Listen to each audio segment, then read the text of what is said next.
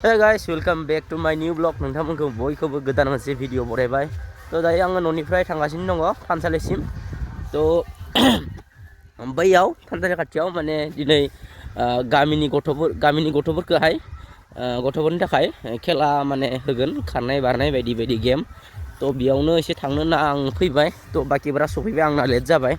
आं माने जि सुदोंमोन। थ' जि सुनायखाय एसे गोबाव जाबाय आरो दुगैनायाबो एसे माने लेट जाबाय आंनिया जि सुनायखाय। थ' दायो थांबाय थादों आरोना। थ' गथ'फोरानो गैया माथो। गथ'फोरानो गैया दाबो सफैयाखै। थ' बेयावनो होगोन आरो खेलाखौ। थ' दाबो माने गथ'फोरा फैयाखै।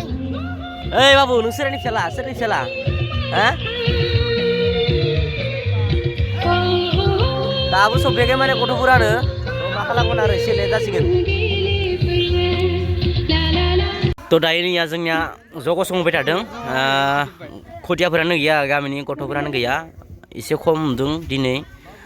थ' माखासे खेला होनाय जाबाय सिगाङावनो हिन्जावसाफोरनि खारनाय हौवासाफोरनि खारनाय होबाय। दायो नैया खेबसेयैनो जोङो उन्दै उन्दै खुदियाफोरनि ज' गसंगासिनो। थ' आङो एंकरिं जाबाय थादों बेयाव एंकर खालामबाय थादों आङो। ओइथिंबो खानैसो ओइथिंबो दोङो ओरै दोङो।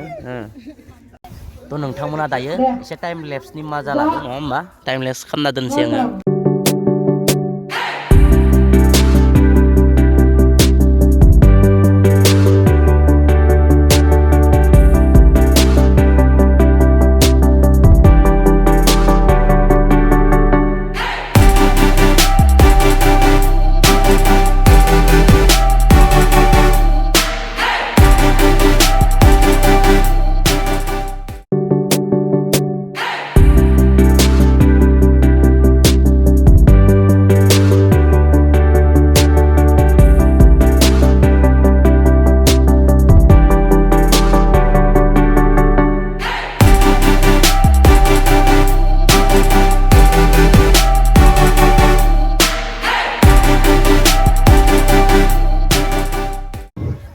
थ' आङो एंकरिं खालामबाय थादोंमोन बेखायनो माने ब्लग बनायनो हायाखै आरोना।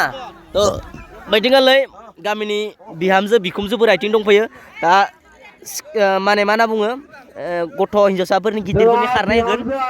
आङो एंकरिं खालामबाय थादोंमोन बेखायनो माने मा होनना बुङो भिडिअ खालामनो टाइम मोनाखै आरोना। बैदिनखालि लाइन दोङैनो दा खारनाय होगोन इया दा हिन्जावसा गिदिरफोरनि खारनाय। ओइ मास्टार मोजां दैदेन ओइ माबायदि मा बुंगोन आंनि भिउवार्सफोरखौ मा बुंगोन मागो दमासिनि माबाफोर हामलायगोन माबाफोर गाहाम हामलायगोन नामा हामलायला मागो दमासिनि दा नैया हिन्जावसाफोरनि गोलाव खारनाय होगोन दायो।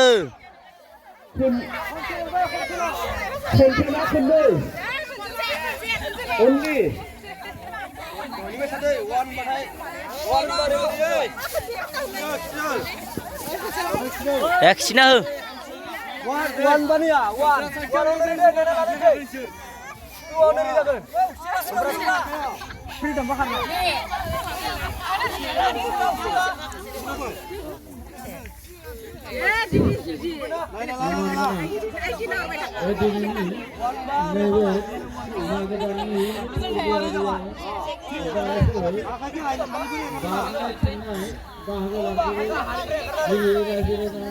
दे रेडि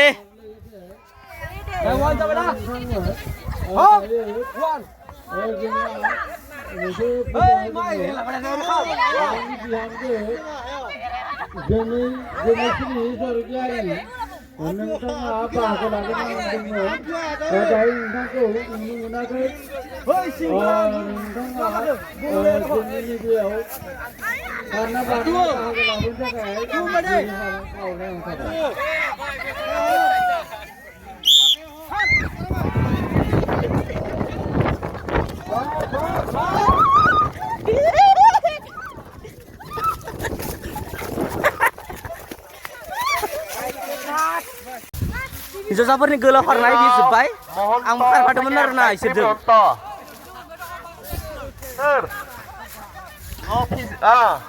थ' दायो